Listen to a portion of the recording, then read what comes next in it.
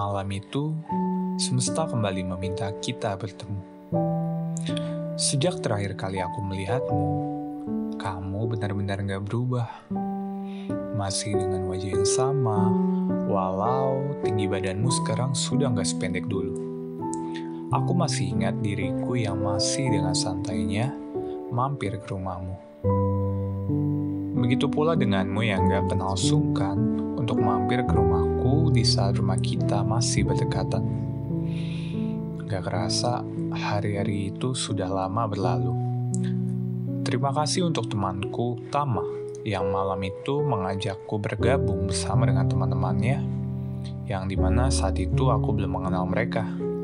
Namun, siapa sangka, teman kecilku ini termasuk dalam kelompok teman-teman Tama. Aku ingat saat aku rasa aku gak mengenal siapapun di situ, tapi kamu langsung memanggil namaku. Eca, sapamu. Awalnya aku belum sadar itu kamu, sebelum akhirnya kamu melepas masker dengan warna kontras itu dari wajahmu. Elsa bukan? Tanyaku balik. Iya, ini gua Elsa, jawabnya. Lu gak lupa sama gua kan? Elsa bertanya. Ya enggak lah, jawabku sambil tertawa. Akhirnya, sapaan yang ia mulai berubah menjadi perbincangan yang cukup panjang. Aku menikmati setiap perbincangan yang kita lakukan.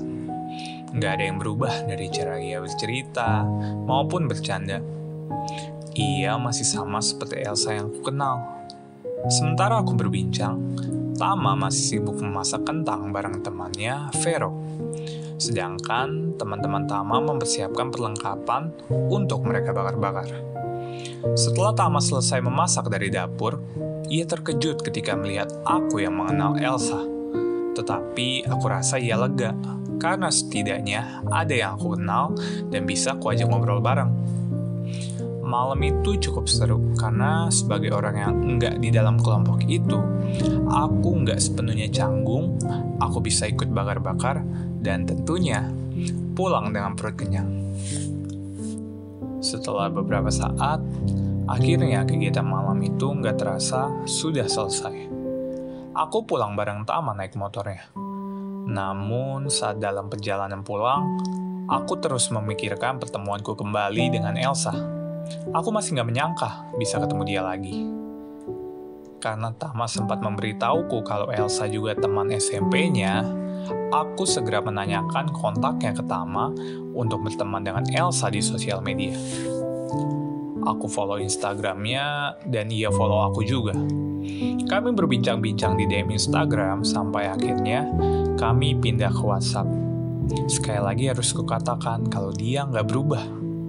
Aku menyukai kenyataan itu, walaupun kenyataan lain harus memberitahuku kalau dia butuh waktu yang agak lama dalam merespon pesanku.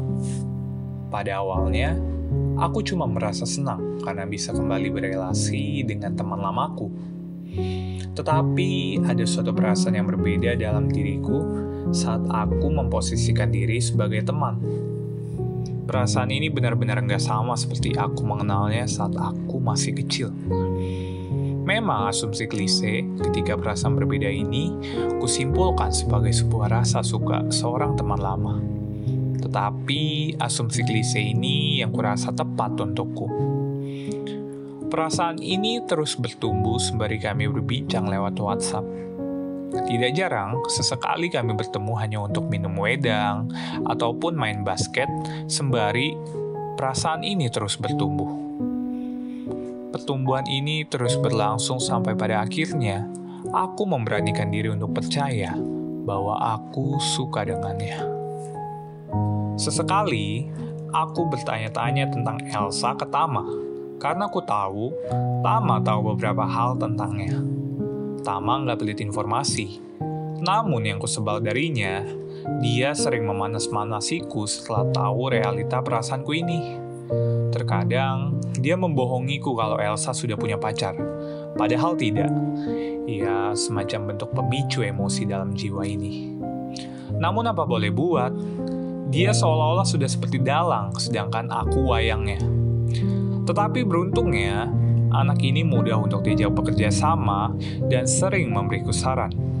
Walau kurasa beberapa sarannya nggak ada manfaatnya.